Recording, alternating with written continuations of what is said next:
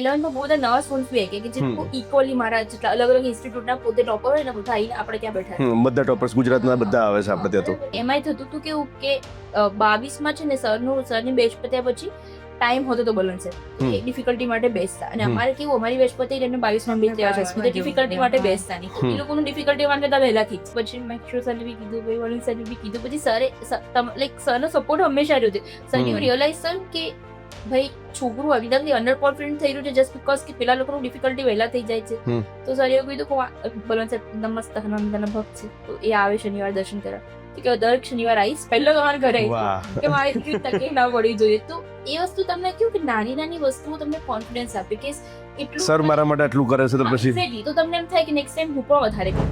હવે વાલીઓનું એવી માનસિકતા હોય મારા બાળકનો હાથ કેમ અડાડે એટલે ભાઈ તમારા બાળક માટે અમે બધું કરી રહ્યા હવે નથી જ ઉપાડતા અમે હાથ લિટરલી ઘણા વર્ષોથી બંધ કરી નાખ્યું છે પણ ઘણી વખત એમ થાય કે એ જરૂરી હતું થોડુંક ક્યાંક ડર લાગણી સાથે કિશોર સર મારતા તો ગુસ્સાથી નતા મારતા પ્રેમ સાથે મારે પણ તો આપણને અંદર ફીલ થાય આપણને માર પડી યાર પણ આપણને થઈ ગયું કે યાર સર બોલે હવે સર ખાલી એક્ટિંગ જ કરે પણ આપણે લાગે હે આપણો વારો આવ્યો મોટિવેશન રહેતું કે મારા ગેટ પાસે નીકળવાનું છે વાત સાચી કે વાંચવા માટે મોટું મોટિવેશન ના જોઈએ કે મારે ડોક્ટર બનવું છે એક બાજુ આજે વાંચવાનું મોટિવેશન મારે શું છે તો આજે સાંજે કિશોર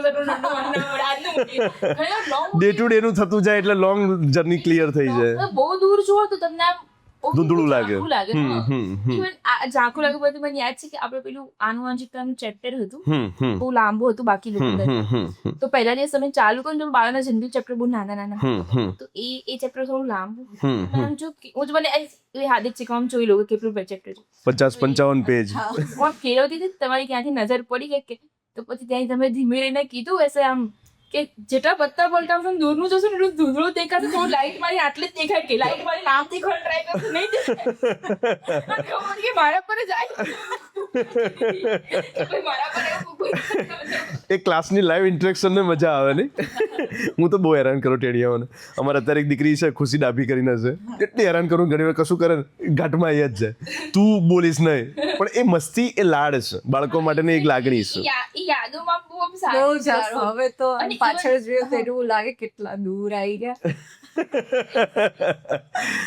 અને હવે નાના નાના ટેણિયાઓ ચોથામાં બેસીને તમારો પોડકાસ્ટ જોઈને વિચારશે કે અમારે આ જર્નીમાં જવાનું છે પણ સારું છે જો સારો સમય જાય સારી રીતે જાય અને એવું મસ્ત હોમલી એટમોસ્ફિયર તમને મળે દરેક ટીચર તમારા ફાધર મધર જેમ મને ખબર છે એની મમ્મીની ફરિયાદ મને કરે કે મમ્મી આમ કરે છે સર કોને એટલે હું એની મમ્મી સમજાવું બેન એવું ના કરશો મારી દીકરી ડાઈ છે એ કરી લેશે આ ક્યારે એને એટલો ભરોસો હશે મા બાપ કરતાં પણ મારા ઉપર ભરોસો મૂક્યો એટલે આ એક જર્નીની મજા છે અને અમને કુદરતે આ પ્લેસ આપ્યું જેટલો આભાર માનીએ એટલો ઓછો છે ઘણી વખત મારા કેટલાક પેરેન્ટ્સ મને આવીને પૂછે સર તમે કેવું ભણાવો છો તમે કરાવી દેશો ને મને એમ થાય હા આવડી મોટી જર્ની કર્યા પછી આટલા યુદ્ધો જીત્યા પછી અમારે જાતને પ્રૂવ કરવા પડે અત્યારે ઓનલાઈનમાં જઈશું એટલે અમારી જાતને પ્રૂવ કરવાની જ પાછી કે અમે સારું ભણાવીએ છીએ એટલે ભાઈ 2300 ડૉક્ટરો ઇટ સેલ્ફ બતાવે છે કે ભાઈ આટલા બધા ડૉક્ટરો એમને ન બને પણ ઠીક છે પેરેન્ટ્સનું ક્વેશ્ચન પણ જાયજ હોય છે કે એ લોકોએ મોટા મોટા ઇન્સ્ટિટ્યૂટમાં બીજી જગ્યાએ ફીઓ ભરી હોય મોટા ભાઈ બહેનને ભણાયા હોય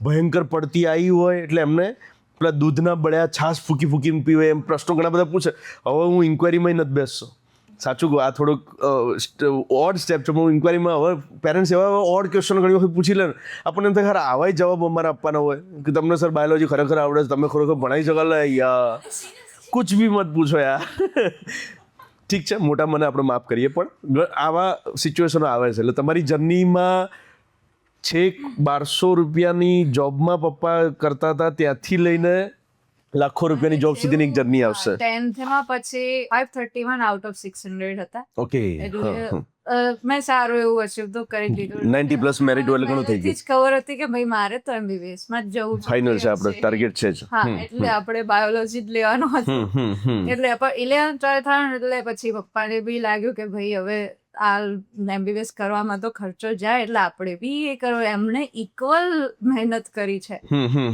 એમણે રાતે તો સિક્યોરિટી કરી, દિવસે બી એમણે કઈક જોબ ચાલુ કરી, દિવસ રાત ડબલ ડ્યુટી. ઓ ડબલ બાપરે. કરી. રાત પછી દિવસે એમણે છે ને પછી શેર બજારનું, ફાઇનાન્સ ને બધું શીખવાનું ચાલુ કર્યું. જ્યાં થોડું ઘણું અર્નિંગ સ્ટાર્ટ થઈ શકે સાથે સાથે કરેલું. બહુ ડિગ્રી નથી એમની પાસે, એટલે કોઈ સારી નોકરી મળે એવું તો. એટલે પછી આવું કઈ ચાલુ કર્યું કે હું શીખું તો એવી કઈ પ્રાઇવેટ કંપનીમાં મને જોબ મળી. એવી રીતના અમે ડબલ ડ્યુટી સ્ટાર્ટ કરી. એટલે એ જ દરમિયાન અમે એવી રીતના કરીને મમ્મી લોકોએ 11-12 complete કરી. સેક્ટર 15 માં લીધું હતું. એટલે એ વસ્તુ સારી રહી કે ચલો હાશ એક ઘર તો થઈ ગયો ભાડામાં. કેમ કે અમારે એવું થયું હતું કે 10માની એક્ઝામ આવે એવા ટાઈમે ઘર ચેન્જ કરવાનું થાય ભાડાના મકાનમાં. એ બહુ મોટો પ્રશ્ન થાય પાછો એની અંદર. કે એ લોકો કે વર્ષે ખાલી જ કરવાનું થાય ને એક્ઝામ ટાઈમ જ કે એ લોકો એટલું થઈ જાય ઘર ખાલી કરવું બહુ અઘરું પડી વાત સાચી. આખું માળો ફેરવવા જેવું થાય આખું. એટલે એવું થયું કે હવે આ સ્ટેબલ તો થઈ જવું પડશે. એટલે ભલે નાનું હોય જેવું હોય ગમે તેવું લઈ લો. વાત સાચી. બહુ મહેનત મને ખ્યાલ છે તમારા મમ્મીનો મારા પર કોલ આવ્યો હતો, ભાઈ અમે એક ઘર લીધું છે સરસ નવું અમારે પોતાનું. વિધારે વાહ સરસ. મને ઘણી બધી બેન જે મમ્મીઓ હોય છે ને સ્ટુડન્ટની, એ મારી બેન જેવી થઈ જાય. અને પછી આ રીતે લાગણીઓ સાથે મારી એક બેન છે, મુસ્લિમ બેન છે, અને દર વખતે કંઈ પણ ત્યાં થયું હોય ને, ભાઈ હવે તમે આવું સરસ કર્યું, એટલે મને હાય ચલો સરસ પ્રગતિ કરો, બધા આગળ વધો. હે ને. એક દીકરાની એક સ્ટોરી પણ એવી છે કે એ દીકરાને કદાચ મેં બીજા કોઈ પોડકાસ્ટમાં બોલેલું છું, મને નથી ખબર, કે એ દીકરો જ્યારે પણ ઘરે જાય ને એટલે એના મમ્મીને હું ફોન કરું, ક્યાં છે, શું કરે છે?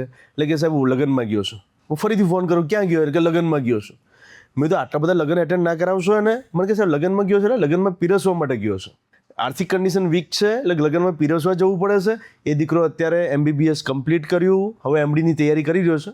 બાય લક મને ખબર છે એકાદ વર્ષમાં એ પણ સરસ જગ્યાએ MDમાં.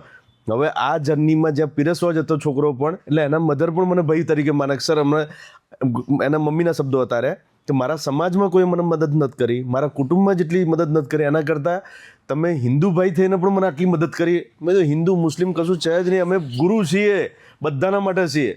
જે બાળક આવશે અમારી જોડે આશા રાખીને એની આશા પૂરી કરવાની છે ને એના કેરિયર સુધી મોકલવાના છે.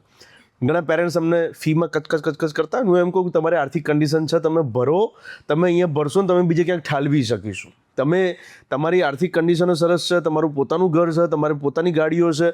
હવે તમે જો 5-5 હજારની કચકચ કરશો તો અમારે જ્યાં સેવા કરવાની છે, દરેક બેચની અંદર ઢગલો બંધ વિદ્યાર્થીઓ આવા ભણતા હોય કે જેની અંદર અમારી સેવાઓ જતી હોય. ગઈકાલે એક દીકરી મળવા માટે આવી હતી. એના ફાધરની શાકભાજીની લારી હતી અને એનો બ્રધર અમારે ત્યાં એકાઉન્ટન્ટ તરીકે જોબ કરતા હતા. અને એ નાની એકાઉન્ટન્ટ એટલે ફી કલેક્શન કરતા હતા. મોટું એકાઉન્ટન્ટ જેવું નહીં પણ ફી કલેક્શન કરતા હતા. ત્યાંથી એ દીકરાએ મને કીધું કે મારે બેનને હવે 11-12માં ભણાવી છે પણ અમારી આર્થિક કન્ડિશન નથી. એ દીકરીને અમે દત્તક લઈ લીધી. એ દીકરી અત્યારે MBBSમાં લાગી. એનાય પેડાના પેકેટ અમારા જોડે આવ્યા. અને એ દીકરો અહીંયા ફી કલેક્શનમાં બેઠો રીડિંગ કરતા અને પછી કંઈક નાની મોટી એને ગેપ લીધી વચ્ચે, અને અત્યારે એ કોન્સ્ટેબલમાં એ લાગી ગયો. મને કે સાહેબ મને કોન્સ્ટેબલમાં જોબ મળી ગઈ ને બેનને MBBSમાં મળી ગયું, અમારી લાઈફ સેટ. એટલે લારી લઈને ફરતા હતા ત્યાંથી લઈને આ સુધીની જર્ની. એટલે આવા બધા લોકોને અમારે સેવા કરવી છે. અમે ઇન્ડિયન આઇડલની જેમ એ કંઈક ફિલિંગ વેચવા નથી જતા. નહીં અમે પેલા ઘણા બધા લોકો કરે છે કેમેરા લઈને એમના ઘરની અંદર આ સિચ્યુએશનો બતાવે. અમારે એ રીતે બિઝનેસ નથી કરવો, પણ આ બધી જગ્યાએ અમારે સેવા કરવા માટે થઈને તમે જ્યારે દીકરીઓ અહીંયા ભણતા હતા, દત્તક દીકરીઓ હતી, પણ તમને ક્યારેય એ ફીલ નહીં થયું કે તમે દત્તક દીકરીઓ છો મતલબ ફી નથી ભરતા. તમને એના કરતાં સવિશેષ રિસ્પેક્ટ મળતો હોય તમે અમારી જ દીકરીઓ છો. આ કન્ડિશન આપવામાં ઇન્સ્ટિટ્યૂટ ઉપર ઘણી બધી વસ્તુ ખર્ચ કરવું પડે, બર્ડન લેવું પડે. પણ પેરેન્ટ્સ જેની આર્થિક કન્ડિશન છે એ જો ફી નહીં ભરે તો અમે કેવી રીતે આ બધી વસ્તુ કરી શકીશું? એમ 11-12ની આ જર્ની મને ખબર નથી હો. તમારી જર્ની તો મને એકદમ સરપ્રાઈઝ. ફ્રાન્સીની જર્ની મને ખબર હતી. તમારી જર્ની એટલે હું થોડીક શાય પર્સન જેવી છું. હા, ખોલીને બોલતી. આજે જ આપણે આટલી બધી વાતો કરી. હવે જઈને હવે મારી મમ્મી મને વળે છે કે ભાઈ તું હવે બહુ બોલતી થઈ ગઈ, હવે શીખી લીધું, હવે બોલવું પડશે. વાત સાચી છે.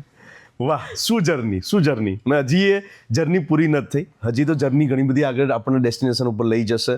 મેડિસિનમાં જશો, હજી કેટલાક સારા કોર્સિસ કરશો, કેટલીક ગેજેટ સાથે તમે હજી AIના કેટલાક ટૂલ્સ તમારી જગ્યાએ લાવશો. એટલે 11-12માં પણ એ જ હતું કે 11 તો મારું જતું રહ્યું રમતા કે ચલો સેમિસ્ટર સિસ્ટમ આમ તેમ કરીને. 12th આવ્યું એટલે આપણે નીટ આવીને ઊભું રહ્યું એટલે અમે લોકો ટેન્શનમાં પણ હા. તમે જે અમારો હોસલો રાખ્યો છે સાચે કે ભલે ગુજરાતી ઇંગ્લિશ હોય તો ઇંગ્લિશ એક ભાષા કદી જ્ઞાનને પાછળ નથી પાડી શકતી. એ તમારો શબ્દ હજી યાદ છે. મેં કહ્યું સાચી વાત છે, આપણે એક ભાષાથી ડરીએ છીએ. બસ સાચી અમે લોકોએ એ વખતે એક ડરનો માહોલ હતો.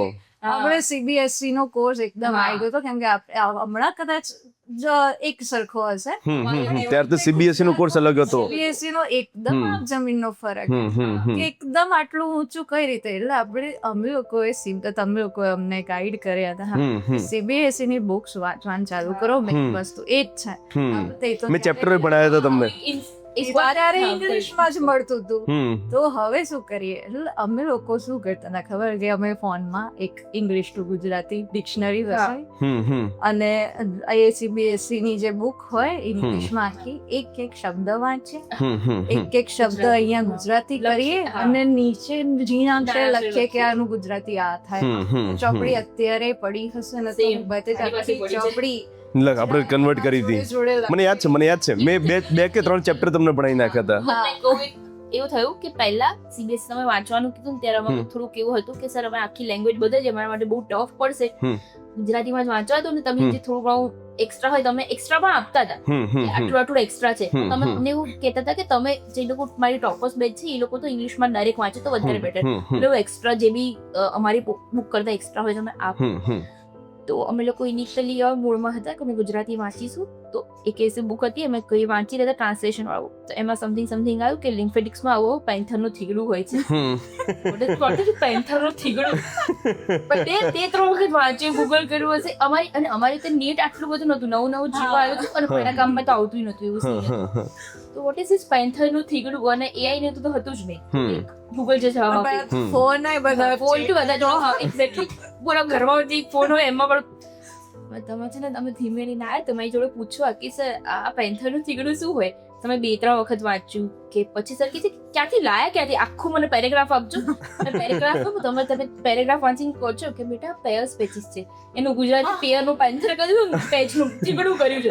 અને આપણે ગુજરાતનું મોટું થઈ ગયું પેયર્સ પેચીસ લિટરલ ગુજરાતી એનું ગુજરાતી ના થાય. વાત સાચી છે. અને એમાં પેયર્સ પછી ટાઈપિંગમાં પેલું થ નહીં હશે તો પેન્થરનું થીગડું અને MCQ બુકમાં એ પેન્થરનું થીગડું કરી છે. આવા ઘણા બધા ટર્મ અત્યારે મારી જોડે જે ઇંગ્લિશ મીડિયમના સ્ટુડન્ટો ભણે છે ને તો આપણે થ્રુ આઉટ ઇંગ્લિશમાં ભણાવીએ છીએ. પણ ઇંગ્લિશ મીડિયમમાંથી જ્યારે ગુજરાતી મીડિયમની CBSE બુક બની છે ને એટલી બધી એરરો છે ને. મારી જોડે રીનીટમાં ભણતા વિદ્યાર્થી, રીનીટ એટલે જાણે ગયા વર્ષે નીટ આપી દીધી છે, એમની બુકમાં મેં નહીં તો 50 ચેન્જ કરાયા. પછી મેં એમને કીધું ગયા વર્ષે તમે આ ખોટી બુક અંગાથી નીટ આપવા જતા રહ્યા હતા. ગુજરાતી મીડિયમની બુકમાં બહુ બધી ભૂલો છે પણ એ જ ટીચર્સ ખરેખર એ એરરો રિમૂવ કરી શકશે જે ઇંગ્લિશ મીડિયમ ગુજરાતી મીડિયમ બંનેમાં ભણાવતા હોય. ત્યારે એમને ખબર હોય કે ભાઈ આ ગુજરાતી મીડિયમમાં અહીંયા પક્ષીઓની 200 જાતિઓ ગુજરાતીમાં લખેલું છે અને ઇંગ્લિશ મીડિયમમાં 2000 જાતિઓ લખેલું છે. કેવડો મોટો આન્સરમાં ડિફરન્સ આવે ને MCQમાં તો તમારો ફોટો જ પડી જાય એની અંદર. એટલે આવા ચેન્જીસ અમે ઇંગ્લિશ મીડિયમમાં ભણાવતા હતા અને મેં તમને એ વખતે એ જ કીધેલું કે ભાઈ અમે થ્રુ આઉટ ઇંગ્લિશ મીડિયમ ભણેલા જ છીએ, તમે શું કામ ચિંતા કરો છો? ઇંગ્લિશમાં આવશે, ગુજરાતીમાં આવશે. એવું કીધું હતું કે એવું સમજી લો કે 1 વર્ષ વહેલું MBBS કરાવી નેક્સ્ટ યર ઇંગ્લિશમાં આવવાનું જ છે તો અત્યારથી કેમ નહીં? ત્યાં તમને કોઈ ગુજરાતી કરીને શીખવાડશે નહીં. વાત સાચી કે એટલીસ્ટ બોલે છે અમને ખબર પડે છે. વાત સાચી છે. કેમ કે અત્યાર સુધી બધા સિનિયર્સ એવું કહેતા હતા અમારા સિનિયર્સ 2070 પહેલાના કે ભાઈ બહુ તકલીફ શરૂઆતમાં પહેલું વર્ષ ગુજરાતી મીડિયમના સ્ટુડન્ટોને તકલીફ પડે. આજે અમે મહેનત કરીને એમણે ત્યાં જઈને કરવી પડે. વાત સાચી છે કે ફર્સ્ટ યરમાં આખું આપણે ઘણા બધા ગુજરાતી મીડિયમના સ્ટુડન્ટો હવે તો થ્રુ આઉટ ઇંગ્લિશ મીડિયમની જ એક્ઝામ આપે છે, ગુજરાતી મીડિયમની એક્ઝામ નથી આપતા. એટલે એ મોટો બેનિફિટ છે. અમે લોકો 12th માં બહાર આવીને જ કહેતા હતા કે એમને તો જે થ્રુ આઉટ ઇંગ્લિશમાં વંચાયું હતું. અમને ખબર હતી ઇંગ્લિશ મીડિયમ પેપર તમે ગુજરાતી મીડિયમ વાળા ઓપ્શન સિલેક્ટ ના કર્યો. વાત સાચી છે. આપણે ઇંગ્લિશ મીડિયમ લીધું તો આપણે ઓર જમ્પ આવી જાત, બીજા મેડિકલ આવી જાત આપણે. અમારા લોકોનો પોઈન્ટ એ હતો કે અમને આખું વર્ષ હતી છે અને ઘણી વાર તો કેવું થાય કે આ કીધું ને મારી બુક પડીએ છે, નાનું બધું લખેલું છે પણ ઘણી વાર દરેક વર્ડનો બધા તમને ખબર પણ ભેગું થઈને આખું સેન્ટેન્સ શું કેવું બને સેન્ટેન્સ ફોર્મેશનમાં તરફ તમે દરેક વખતે ફિક્સ રાખતા કે આ ટાઈમે આવજો NCERT ની ડિફિકલ્ટી CBS. તો ઘણી વાર અમે આવીએ ને તમામ લાઈન ટુ લાઈન પર નાના બાળકને આપણે સમજાવતા ને એમ સમજાય કે બેટા આ લાઈન આમ કહેવા માંગે છે, આ લાઈન આમ કહેવા માંગે છે, એવી રીતે અમે કર્યું હતું. તો એનો ઘણો મોટો બેનિફિટ થયો. MBBS ના કોઈ પોઈન્ટ પર એના ટાઈમમાં થોડું એવું થતું હતું નહીં, એટલા માટે કે એની પોતાની લેંગ્વેજ ટફ છે, ના કે ઇંગ્લિશ ટફ છે. બાકી બાયોકેમ અને ફિઝિયો તમારું એકદમ આમ મસ્ત થઈ ઇઝીલી થઈ જાય. જતું. હા, એનું મેઇન રીઝન એ છે તમારો 12th માં બહુ સારી રીતે આમ અમે ઇંગ્લિશ બુક કરી હતી, તમને બહુ એડવાન્ટેજ રહ્યો.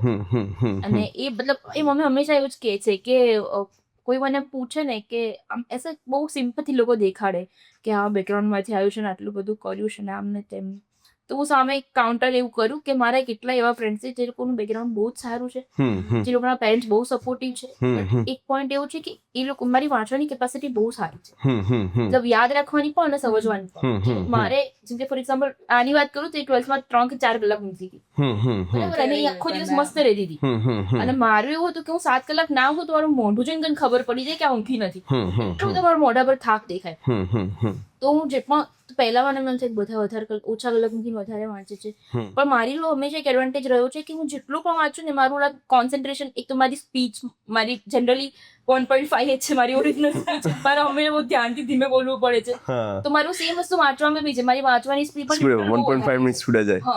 અને પ્લસ મારું કોન્સન્ટ્રેશન બહુ સારું છે કે મારે એની વસ્તુ મલ્ટિપલ ટાઈમ વાંચવી જ પડે એવો સીન નથી હોતો, મને બહુ જલ્દી વસ્તુ યાદ પણ. તો હું એવું કહું કે કેટલું મોટો એડવાન્ટેજ છે મારી પાસે કે ભાઈ મને કુદરતે આપ્યું છે. અને સામે એ લોકોની પરિસ્થિતિ, જે લોકોની પેરેન્ટ્સની કન્ડિશન સારી, જે લોકોના પેરેન્ટ્સ સારી પોઝિશન પર છે, એ લોકોને સોસાયટી પ્રેશર બહુ વધારે હોય કે ભાઈ પેરેન્ટ્સ આ બહુ તમારે, અનફોર્ચ્યુનેટલી એવું હોય કે એ લોકોની સ્પીડ કે એ લોકો એટલું સારી રીતે મેમરાઇઝ કરી ના શકતા હોય કે જે પણ પ્રોબ્લેમ હોય, તો એ લોકો થોડુંક આમ પેલું થાય તો પેરેન્ટ્સને બી આમ થોડું હર્ટ થાય. એ લોકોનું આઈ સ્ટીલ રિમેમ્બર કે છોકરી હતી, નામ નહીં દઉં, એણે મને એવું કીધું હતું કે ફ્રાન્સે યુ નો કે હું જેટલા બી ટોપર્સને ઓળખું છું ને like till the time, you are the sweetest one, કે મોસ્ટ હમ્બલ વન, કે જેને મતલબ ઘણા લોકોની એવી હેબિટ હતી કે એ લોકો ઉભા હોય ને બીજું ડિફિકલ્ટી પૂછવા ઊભું હોય તો આમ એકદમ એવું ફીલ ઇન્ફિયોરિટી ફીલ કરે. અને એવું તો એવું કીધું કે તું એકલી જ માણસ એવું છે કે જે કોઈ મને પૂછે ને તો શીખવાડવું ખરું, કારણ કે મારું સ્ટ્રોંગલી માનું છે જેટલું વધારે શીખવાડો એટલું વધારે યાદ. કુદરત આપે છે. અને શીખવાડવાથી મને પોતાને બી ઘણી બધી વસ્તુ ખબર પડે જે મને પહેલા નથી ખબર, કે મારો પોતાનો જ કન્સેપ્ટ. હું તો એમને મેં કહું છું, મને ઇવન પીજી માટે પણ મેં વાંચ્યું ને તો પણ હું એવી રીતે જ બોલું કે કોઈ શીખવાડ્યું છે. ઇવન એક જુનિયર હતી, એ પૂછવા જાય ને તો હું એને સ્પેશિયલ મારો વંચાઈ તો હું ટોપિક શીખવાડું, મારો વધારે સ્ટ્રોંગ થઈ જશે. શીખવાડવાથી જે સૌથી વધારે યાદ રહેશે, વહેંચવાથી વધે છે. વાત સાચી છે, એ પ્રેક્ટિકલ છે. કીધેલું જ છે. વાત સાચી છે. તો એટલે તો એ લોકો લિટરલી આમ એવું કહેતા હતા કે તું એટલી સ્વીટ છે ને તારી હંમેશા આમ રાખવાનું મન થાય. પણ ખબર નહીં તારા માટે છે ને અંદરથી અમુક વાર એવું થાય છે, કારણ કે જેટલી બી વાર ઘરે છે પેરેન્ટ્સ સીધા એમ જ પૂછે છે અમારા માર્ક્સ કેટલા, સીધા ફ્રાન્સી નથી કે અમારા માટે બહુ હર્ટિંગ છે. મતલબ એટલે આ વસ્તુ અમને એટલે અંદરથી ખાઈ જાય છે કે અમારા પેરેન્ટ્સ અમારા કરતા ફ્રાન્સીની વધારે પીડી છે. અને એ વસ્તુ કેવું કે આમ એવું લાગે, પણ ચાઇલ્ડ તરીકે તમને બહુ ખરાબ લાગે તમારા પેરેન્ટ્સ કોન્સ્ટન્ટલી તમારી કોઈની જો કમ્પેર કરતા હોય ને, કારણ કે એમનો બેન્ચમાર્ક ફ્રાન્સી હતું. હવે દરેક માણસ માટે કેવું હતું કે ભાઈ એ આટલું બધું કરી શકે તો તમે કેમ ના, એના પેરેન્ટ્સ જોડે આટલી બધી સુવિધા હોય ને તમારી જોડે તમે કેમ ના કરી.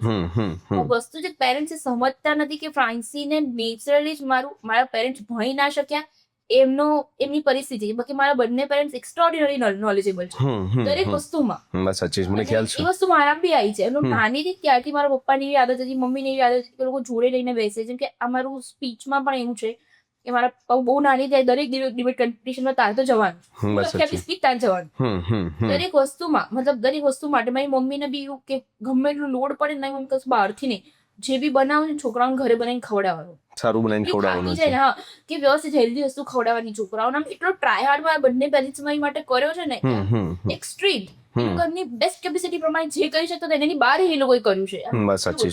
પેરેન્ટ્સ એવું નથી સમજતા કે મારા પેરેન્ટ્સ મારા માટે બચપનથી જેટલો ટ્રાય કર્યો છે, અને કોઈ દિવસ એવું નહીં કે બેટા તારું આ રિઝલ્ટ જોઈશે, ક્યારેય નહીં. તું તારા પ્રમાણે કર, તને જેટલું ઉપરથી ઉલટું થતું કેમ કે સુઈ જા બહુ વાંચી લીધું આમ એવું થયું, એટલે આપણને સપોર્ટ રહે કે આપણને ટેન્શન ના રહે. કોઈ દિવસ એવું નહીં કે કોઈ વસ્તુ માટે પેલું નહીં.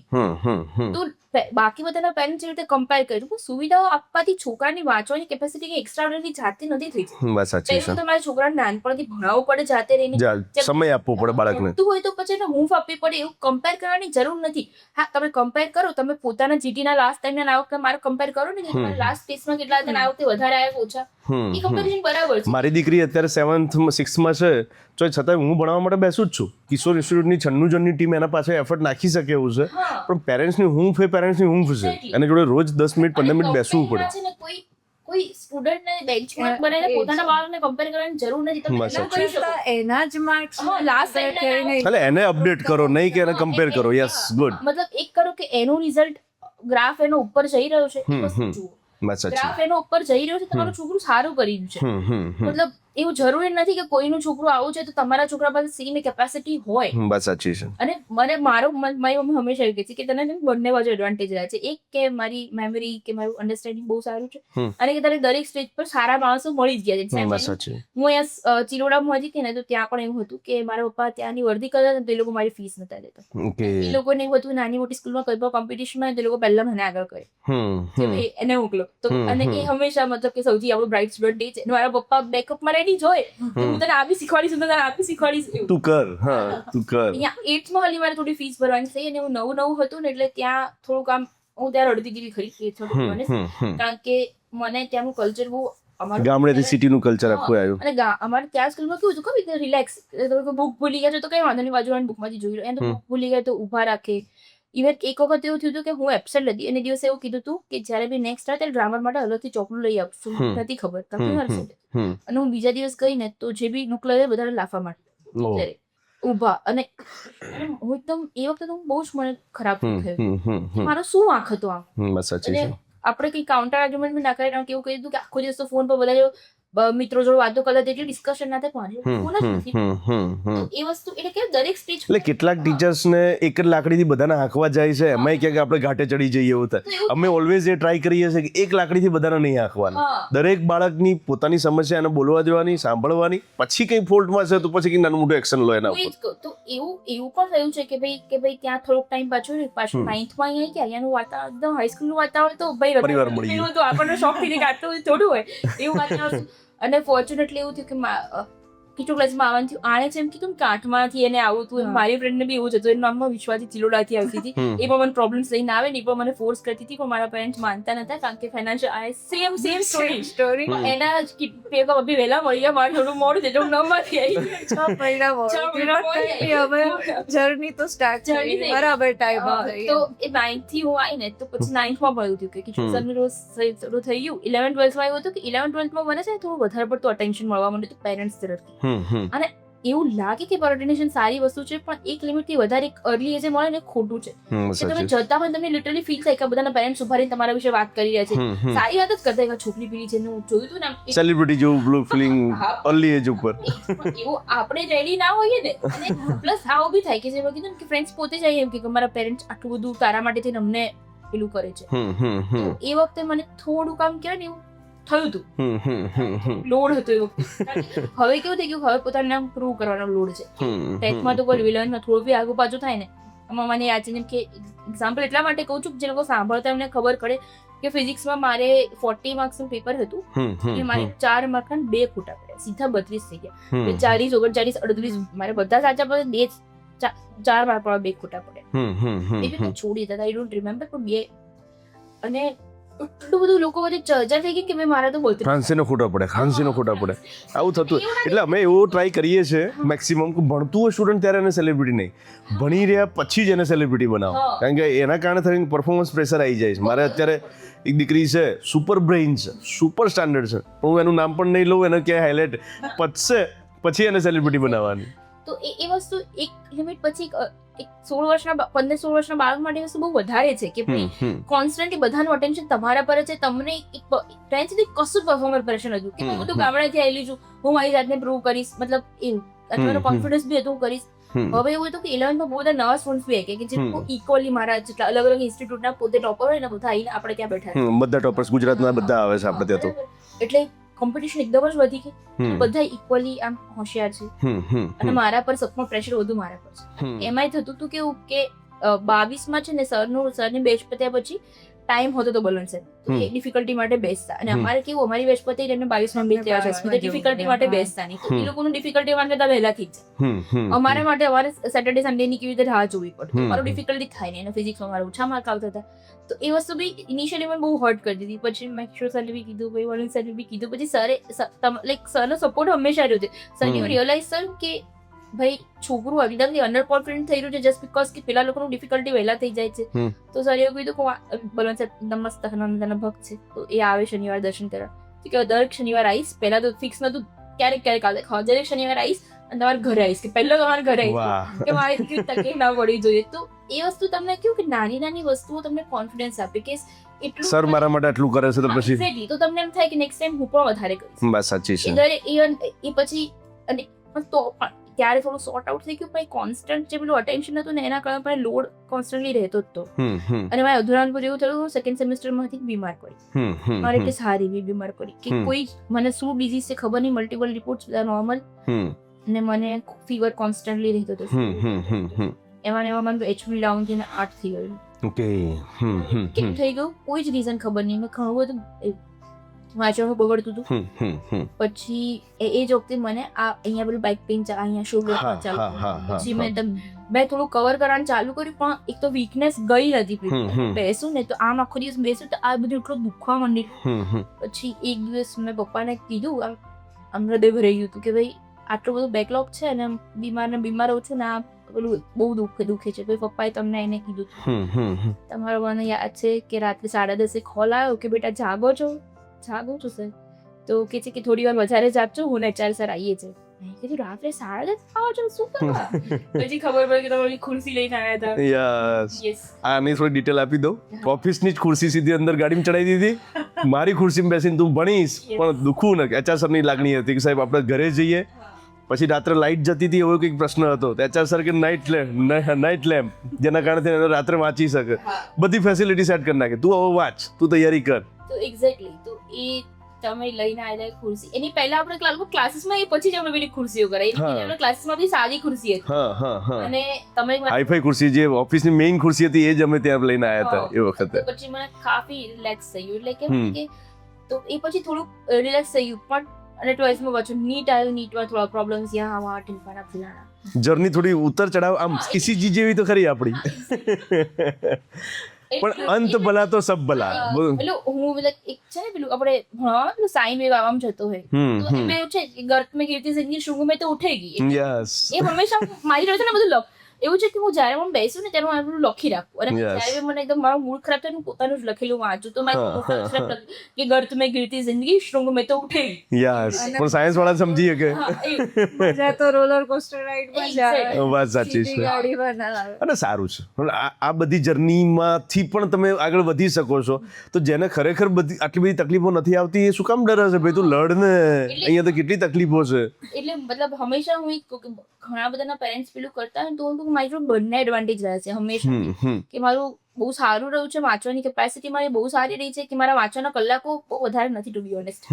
ના 12th માં હતા ના અત્યારે નીટ વખતે મારા વાંચવાના કલાકો મારું કેવું ક્વોલિટી સ્ટડી, ક્વોન્ટિટી નહીં. હું બહુ જલ્દી વાંચું છું ને તો હું કલાક સવા કલાક થતા તો મારું હું થાકી જાઉં. તો એ વખતે એવું કે હું બ્રેક લઉં ને તો પણ પછી બ્રેકમાં મારું ફોન લઈને નહીં બેસવાનું. બ્રેકમાં એટલે આજુબાજુ માટો મારી આવવાનું છે. ઘરે હોય તો એક બે અહીંયા છે એમને જઈને એમને હેરાન કરવાને મેં ત્યાં ક્લાસમાં મતલબ એવી રીતે અગર ત્યાં કોલેજ પર વાંચતી હોય તો પછી હું શું કરું, લાઇબ્રેરીની બહાર આવવાનું અને જે કાં તો જે બી વાંચ્યું હોય ને એ બધું યાદ કરવાનું. મોટે મોટું લાઇબ્રેરી બહાર કોઈ અવાજ મતલબ કોઈ હોય નહીં ત્યાં ઘરે જે બી વાંચ્યું ને મોટે મોટેથી બોલવાનું. કોઈ હંમેશા તમે શિથિલ ક્યારના બેઠા હોય થોડું આમ જોશ આવી જાય. ઓર એકદમ ઘરે હોઉં ને તો મને નાચવાનો શોખ છે થશે ઓર લખવાનો બી શોખ છે. તો કાં તો હું બેસીને કઈ લખું, હોબી સેટ કરી લેવાની, કાં તો હું નાચવાનું કઈ કરું, કાં તો ઓલવેઝ કે હું જયારે પોતાની જાતના મેં પંપ અપ કરું કે આમ એકદમ આજે કઈ એકદમ બહુ થાકેલો હોય તો હું પોતાના જ શાબાશી આપીશ. અయ్యో શાબાશી આજે ખુદ કે લીએ આપણે જોયું છે ઉભા રહીને નાચતા ને જોયું છે મ્યુઝિક કોઈ બીટ સેટ કર દઉં. I do have that hobby કે લાઈક બીટ સેટ કર દઉં અને બીટ પર પોતાના માટે જો કઈ લખું કે આ તો હું પોતાની તારીફમાં લખીશ. ખુદને મોટિવેટ કરવા બહુ મોટી વસ્તુ છે. હા તો પછી એવી રીતે તો મારે આમ એકદમ મારે મોટેથી અయ్యో શાબાશી આજે ખુદ કે લીએ, શાબાશી નામ જગ સે ડરે, શાબાશી નામ બક સે લડે. ટાઈપ ઓફ કેવું ચાઇલ્ડિશ વેમાં. હા હિપ હોપ સ્ટાઇલ ચાઇલ્ડિશ વેમાં મોટેથી મ્યુઝિક મતલબ મારી 150 કરોડ સ્પીકર છે એના બીટ મોટેથી ગાતા હોય અને હું છે ને મોટેથી બરાડા વડે 10 મિનિટમાં તમારો મૂડ થોડો જાતે ફ્રેશ થઈ જાય. પછી એમ કહે ને કે ઘણી વાર એવું મતલબ બધા માટે એવું છે કે મેં આટલું બધું કર્યું પણ એવું હંમેશા પોતાના માટે ના હોય. ઘણી વાર આપણે કે એટલું થાકીને કર્યું છે બધું, ઘણી વાર સાચી છે, બહુ આમ લોડ લઈને કર્યું છે, આટલો બધો લોડ લેવાની જરૂર હતી બધું થાય મતલબ બસ સાચી છે. તો પછી એમ પોતાને જ પેલું કરવાનું. હા તો પછી આ વસ્તુ તમને ફરીથી ગમે એવી કન્ડિશનમાંથી પાછા બહાર લાવી દેगा યા હમ કર सकते અને हैं. પછી હું લખી પણ રાખું કે પછી જ્યારે મારું મૂડ ઓર ખરાબ થાય ને તો પહેલા જોઉં કે જો પહેલા તો મારું કશું જ નતું તો બી મેં કેટલું બધું કરી લીધું. તો પોતાની જોડે મારે બહુ બધું લખેલું છે, મતલબ મારી જોડે આખું લિસ્ટ લખેલું તો હું પોતાને વાંચીને પછી એમ કહેશું કે કર લીધા. આઈ ડન ધેટ. વાત સાચી છે. અને પછી એક એ વસ્તુ કે મને દરેક સ્ટેપ પર જે બી હેલ્પ જોઈતી તેને મળી ગઈ. મતલબ 7 સુધી બી ત્યાં ફ્રીમાં ભણવાનું હતું, 8 માં થોડું કિલો લોડ પર પાછું 9 હતું એવું થઈ ગયું. 9 માં પાછું આવી જાય હોય 8 માં જ્યાં જવું હતું તે પપ્પાએ ના પાડી 9 માં ત્યાં જઈને ઉભા રહ્યા. કિશોર સરનો સપોર્ટ મળી ગયો અને કિશોર સર જોડે મતલબ કિશોર સર જોડે ભણવું એક માહોલ છે. મતલબ વાત સાચી છે. 11th બી અત્યારે તમે બધું સ્પોર્ટ ની કોલેજમાં 11th માં કોમ્પિટિટિવનેસ થોડી હોય કે ભાઈ કોમ્પિટિટિવ સ્ટડીનો લોડ રહે. અને 9th 10th માં એવું હોય નહીં. પ્લસ કે મારા કેસમાં એવું હતું કે મને આપણે ટ્રાય કરવાનું છે ગાંધીનગર વાળા વચ્ચે આપણને પ્રૂફ કરવાનું, તો એવી રીતે બિંદાસ થઈ જાય. હા. અને કિશોર સર જો ભણવાની ખુશી એકદમ અલગ જ લેવલ હોય છે. ભણવાની ખુશી એકદમ અલગ જ ખુશી હતી. તો એકદમ મસ્ત એવી રીતે થઈ ગયું. 11th માં બી આવું થયું કે જ્યાં બી જરૂર પડી મેં કહ્યું મારા ડિફિકલ્ટી નથી તો બલૂન સર ઘરે આવવા રેડી હતા. મને આ બેક પેનનો પ્રોબ્લેમ થયો, તમે સ્પેશિયલ ખુરશી આપવા મારા ઘરે આવેલા. જીએમઆરએસમાં પણ એવું હતું કે હિંમતનગર આવ્યું ત્યારે હું અપડાઉન કરતી હતી. એ વખતે થોડુંક એવું લાગે કે ભાઈ ફાઇનાન્શિયલ કન્ડિશન થોડીક સારી હોત તો બેટર હું હોસ્ટેલમાં રહેત, કોન્ફરન્સ બનત, કારણ કે એવું બહુ લોનલી લાઈફ થઈ ગઈ હતી. હું 9 વાગે જાઉં છું, 5 વાગે પાછી જાઉં છું, અપડાઉન હું થાકી જાઉં છું. અને એટલા માટે કુછ ઇન્ટર્નશિપ વખતે એવું થયું કે હવે મારે થોડું બ્રેક જોઈએ છે. બહુ ભણી લીધું યાર, 5.5 વર્ષ એટલે પહેલાથી બી ભણતી આવી છું. હવે બ્રેક જોઈએ, પીજી નથી કરવું. અને એ વખતે મેં તમને કીધું કે ભાઈ મને ગવર્મેન્ટમાં જોબ મળી રહી હતી 1,20,000 એટલે પરમનન્ટ હતી. અને બી તમે કીધું પગાર મને ચાવાનું હતું જે વધવાના છે. 1,60,000 થતા અને એ તો ગાંધીનગર સિવાય બીજે કઈ બદલી જ ના થાય અને બહુ સરસ સેટ થયું. મ્યુનિસિપલ કોર્પોરેશનની જોબ હતી એટલે ગાંધીનગર સિવાય બીજે ક્યાંય જવાનું પણ નહીં. તો એક ટાઈમ એવું થાય કે જોબ લઈને થોડા સેટલ થઈ જઈએ, મસ્ત એન્જોય કરી લાઈફ ને. હવે પણ પછી એ વખતે એવું હતું, અને એ વખતે એવું જોબનું ફાઇનલ હતું પણ મેં એક્ઝામ આપી લીધી. મને એમ હતું કે જો જેન્યુઅનલી કોઈ પેલા વગર લેશે ને આ લોકો તો મારું થઈ જશે. ભલે ગણી 11 જ સીટ છે પણ મને આપણે સિલેક્ટ થઈ કે હા ભલે 15,000 એક્ઝામ આપી છે ને 11 જ સીટ છે, એમાં ઉપર 4 જ હતી પાછી, પણ તો એ લોકો ઢંગથી લેશે ને તો મારું થઈ જશે. એટલે ત્યાં સુધી બોન્ડ હતો, મેં બોન્ડ કર્યો. તો કે હંમેશા એન્વાયરમેન્ટ એવું જોઈએ કે જે મને સપોર્ટ કરે. તો મેં બોન્ડ કર્યું ત્યાં સુધી મારી વાંચવાની કોઈ ઈચ્છા નથી. બોન્ડ પર જોઈન કર્યું ત્યારે તો હું ગઈ તો બધા મને ત્યાં સ્ટાફ વાળા કે મેડમ કેટલો રેન્ક હતો તમારો ઇન્ટર્નશિપ અટેમ્પ્ટમાં? 27,000. એકદમ શોખ. 27,000 એટલે તમે લીધું નહીં કે? મેં કીધું 27,000 કે મારે લેવું જ નથી, મારું મળતું તો એમાં નથી લેવું, આમ એવી રીતે. પણ પછી એવું થયું કે એ લોકો છે ને કોન્સ્ટન્ટ મોટિવેટ કરે કે મેડમ વાંચો ને, મેડમ તમે કેમ નહીં વાંચતા? સ્ટાફ લિટરલી 50 સિરીઝ જોઈ હોય તો વિકાસ બતાવ્યું છે સચિવજી માટે. સચિવજી કર લો ના, હો જાયેગા. એ લોકો એકદમ हमने लाइफ में कुछ किया नहीं लेकिन सर आप कर सकते आप फोड़ोगे, हमें पूरा भरोसा है. ગામમાં એ જ થયું કે મેડમ અને કોઈ અગર વિઝિટમાં સર લોકો આવે ને આપણે ક્લાસ ઓફિસર્સ એવી કે એ આપણને એકચ્યુઅલી એ લોકો આમ એ ચેક કરવા આવે કે અને બોલે છે એમ, એટલે એવું જ હોય તો બી એ બેટા બેટા કરીને જ વાત કરે. બેટા આ અમે કર્યું તમે મહેનત કરો અને બધા સપોર્ટ કરે એટલે આપણને ઓર મજા આવે મહેનત કરવાની. અને એમાં તો એ વખતે ગાય એવું લિટરલી ઉપરવાળા પણ એવું કે, અને પીએસસી ઉપરવાળા કે વન્સ ઇન અ વાઇલ કોન્ટેક્ટમાં આવે, પીએસસી વાળા પણ કોન્ટેક્ટમાં થ્રુ આઉટ હોય. તો એ વખતે એવું થયું કે મારે નર્સિંગ સ્ટાફ ક્લાસ 4 લેવલ લાગે કે આપણને મોટિવેટ કરે. વાવ.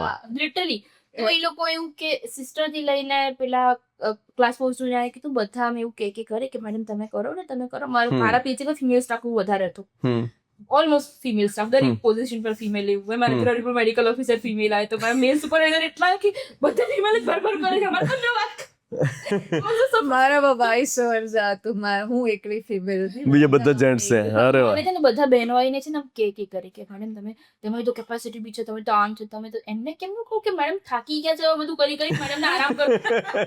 લોકોની એક્સપેક્ટેશન આપણને દોડાવે. હું દોડું જ છું ને. લોકો કે સાહેબ આટલું બધું કરી દીધા પછી મેં નહીં દોડેંગે હમ. એ લોકો આગળ જે મેડિકલ ઓફિસર્સ આવી ગયા ને એમની જર્નીની વાત કરે, અરે મેડમ કે પેલા સાહેબ આયેલા ને તો અત્યારે ન્યુરો સર્જન બની ગયા, તો એમ કે મેડમ તમે શું વિચાર્યું છે આ? એટલે અમે નથી વિચાર્યું. એ લોકો અને એમાં પછી કેવું થયું કે ઇનિશિયલી બધા ફિમેલ સ્ટાફ આવીને બેસે આપણી જોડે જ્યારે બી ઓપનિંગ ટાઈમ પતે અને આવી રીતે બધું કે, અને મારી મેલ સ્ટાફ બહુ જ ઓછો હતો, 2-3 ટ્યુશન પર મેલ સ્ટાફ હતા. તો પછી એમાં એવું મારા આયુષ્યમાં મેલ હતા તો એમને એમને ઇનિશિયલીમાં જો બહુ વાત નતા કરતા, ઇન્ટરેક્શનનું ઓછું હતું. પછી એમને ખબર પડી ને કે એ પછી એવું તો મેં કથા રાખી હતી પીએચસી પર, તો બધા મારા પેરેન્ટ્સ આવ્યા તો ત્યારે બધાને ખબર પડી કે મેડમના પપ્પા ગાડી લઈને આવ્યા તો પછી ખબર પડી કે મેડમના પપ્પા સ્કૂલ વાળી કરે છે, મેડમ આટલું બધું આવે છે. પછી આવું બધાએ જોયું તો બધા માટે બધાના પોતાના બચ્ચાઓને ઘેર જઈને કહેવા માંડે કે અમારે તો મેડમ આવ્યા છે ને તો આટલી મહેનત કરીને આવ્યા છે, આમ તેમ ટીપકાઓ. બધાના માટે મોટિવેશન છો જ તમે લોકો, ખરેખર નવી જનરેશન માટે મોટિવેશન છો. કન્ડિશન ગમે તે હોય ખાલી લડતા રહો, સક્સેસ આવશે. તો પછી એવું થયું કે મારું 24/7 પીએચસી હતું, તો એમાં થોડું કેવું કે કોન્સ્ટન્ટ બધાના કોલ આવે, પ્લસ એન્ક્વાસ પાસ કહેવાય કે ક્વોલિટી અસેસમેન્ટ અમારું બહુ સારી રીતે પાસ થયેલું. મારા આખા તાલુકામાં મારું એકલાનું જ ક્વોલિટી અસેસમેન્ટ વાળું પીએચસી હતું. ગુડ. પોલિટિકલ થોડું બી રહે, 24/7 પીએચસી એટલે થોડી માથાકૂટું બી રહે. તો ઇનિશિયલી હું હેન્ડલ કરવામાં બહુ આમ ભાઈ એ તો બહુ વધારે છે. એક સાથે તમારી તમે સમજો કે અત્યાર સુધી તમે ઇન્ટર્નશિપમાં તમને કોઈ કહે તમારે કરવાનું, અચાનક તમે 70 જણ તમે લીડર છો, તમે બોસ, 70 જણ તમારા પ્રોબ્લેમ લઈને આવી જાય, અને એમાં એક માણસ એવું ના હોય કે જે આપણા જેવડું આપણા નાનું, બધા મોટા પ્રોબ્લેમ તમે મેઇન લોકો આપણને શરમ આવે યાર કે અમે તમને શું કહીએ, અમારા કરતા વધારે અનુભવ તમને, ફિલ્ડનો વધારે આ બધું તમને ખબર. વાત સાચી. કરીએ એ હેન્ડલિંગ કરવાનું થોડું શરૂઆતમાં બહુ જ કાઢવું. પણ એક તો સ્ટુડન્ટ થી સીધા બોસ, એક જ મહિનામાં ફટાક લઈને ટ્રાન્સફોર્મ. તો ઇનિશિયલી તો એવું થતું હતું કે ભાઈ મારે નતું વાંચવું એક તો, અને મેં કામનો લોડ હતો, મને તો બહાનું મળી ગયું કામનો લોડ છે, મારે તો નથી જ વાંચવું, મારે તો બીજી કર અને એક્ઝામ ઓલરેડી આપી દીધી. પછી 2 એક્ઝામ આપી દીધી, જીપીએસસી બી હતી અને જીએમસી બી હતી, મ્યુનિસિપલ કોર્પોરેશન અને પ્રોપર જે જીપીએસસી ગવર્મેન્ટ આવે છે. અને જીએમસી માં તો એવું કદાચ હોય કે ભાઈ 11 સીટ છે, પણ જીપીએસસી માં તો બહુ હતી, 2000 એટલે એમાં તો લાગી જવાની સંભાવના મેક્સિમમ બધા થઈ જ છે. એમાં સેલરી સારી જશે ને, બંનેની સેલરી સેમ 1,20,000 થી સ્ટાર્ટ થઈ જાય. હા, બે સ્પેસિફિક ડિસ્ટ્રિક્ટ પ્રમાણે બદલાય એ અલગ એવું હતું. તો આપણને ખબર હતી વાત એકમાં થઈ જ જશે, પણ જ્યારે થશે ત્યારે આપણે પછી આવું પેલું પેરેન્ટ્સ આવેલું કથામાં બધું જોયું ને, તો ત્યારે પછી મારા આયુષ્યમાં આવીને કીધું કે મેડમ વાંચતા કેમ નથી, આમ જેન્યુઅલી કે સાથે વાંચતા કેમ નથી, તમને કહીએ તો વાંચતા જોયા નથી. તો I was like Deepak sir નામ છે, તો આઈ વોઝ લાઈક કે સર મને એવું લાગે છે કે આમ તું થાકી ગયો, મારે થોડું બ્રેક જોઈએ છે. મેં કીધું કે થાકી છે નથી યાર, મેં એવું જૂની આપણે કથા તો થોડી કોઈ કહેવા, મેં ખાલી કીધું કે કામનો લોડ કેટલો છે. તો મેં કીધું કે લાઈક તમારા બધા કામની જવાબદારી મારી, તમે ઓફિસર છો, તમે ઓફિસર છો, તમારું કામ છે કે ઉપર ઓફિસરને જવાબ આપવાનો.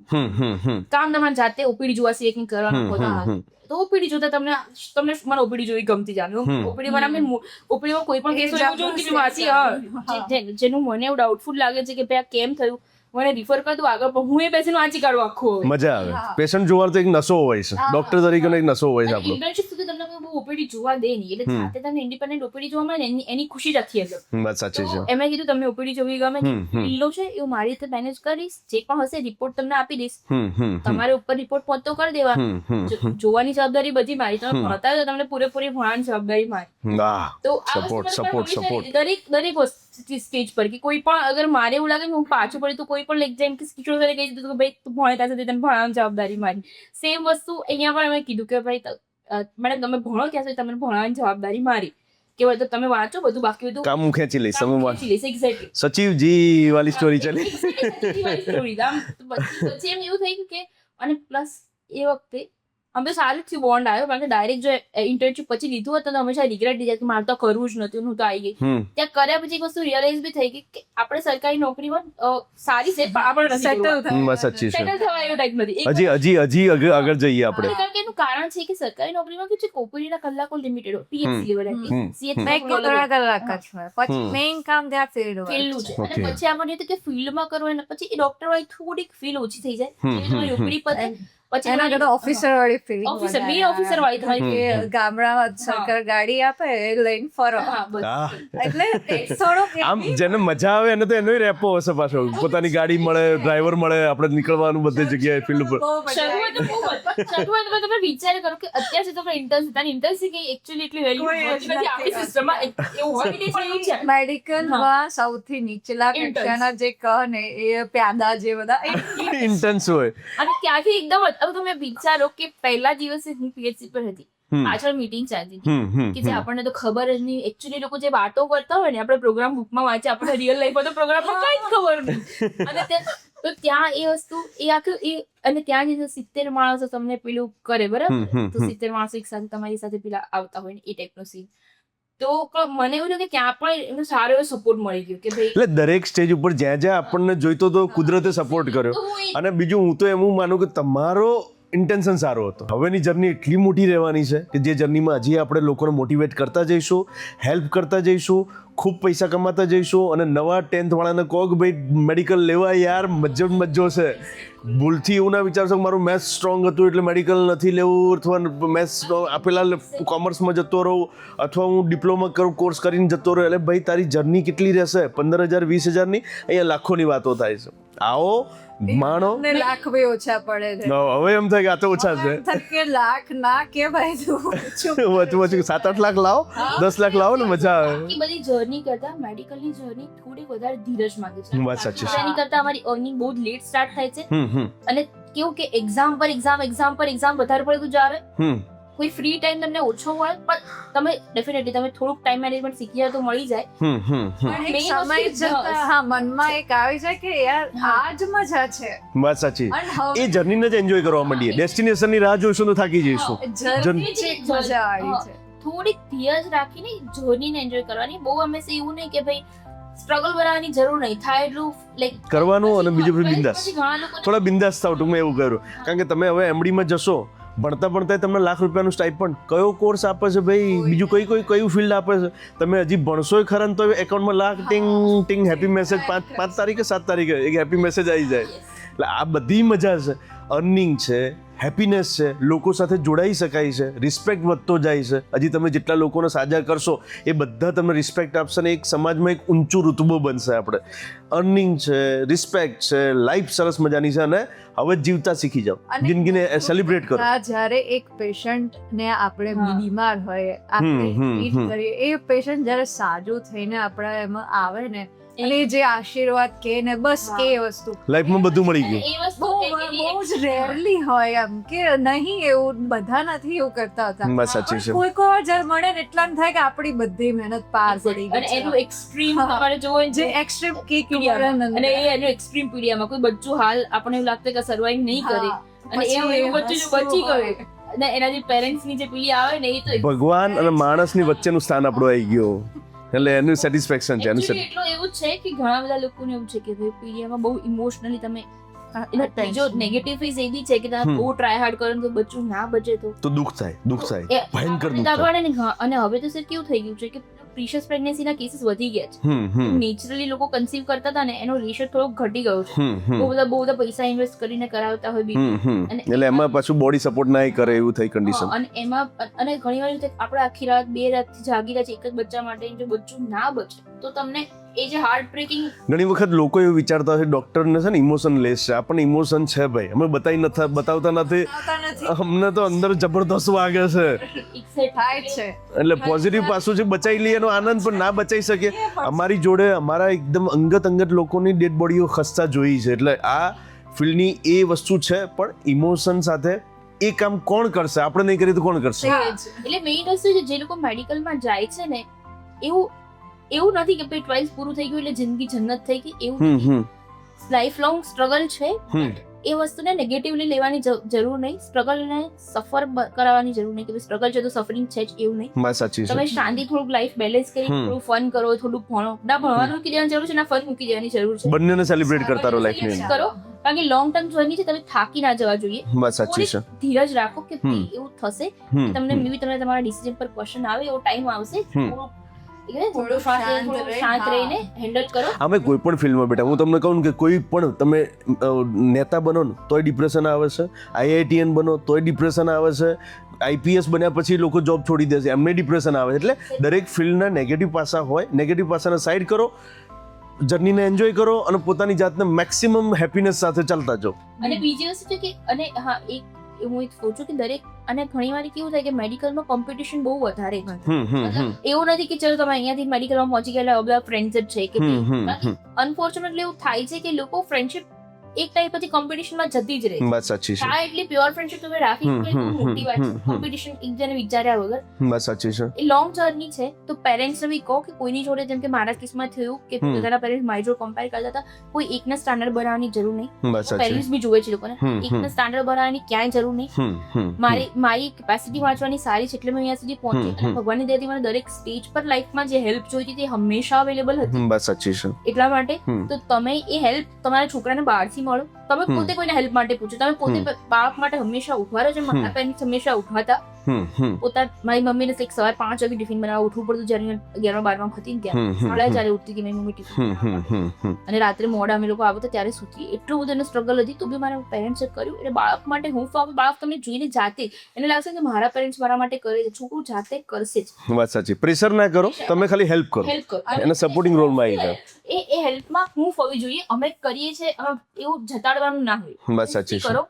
અને બાળકોની બી વસ્તુ એ છે કે તમારે કોઈની જોડે કમ્પેર કરવાની જરૂર નથી. પોતાની જાતને મસ્ત જર્ની બનાવો. જર્ની ઉપર જઈ રહી છે ને, મારું કોઈ સ્ટેબલ ન થઈ ગયું, ઉપર જઈ રહ્યું છે બસ. હું દરેક સ્ટુડન્ટને અત્યારે તો હું ટોટલી એના પર વર્ક કરી રહ્યો છું કે ભાઈ તમે જર્ની મસ્ત બનાવો. તમને આજે મજા આવી જોઈએ, તમને કાલે મજા આવી જોઈએ, તમને વરસે મજા આવી જોઈએ.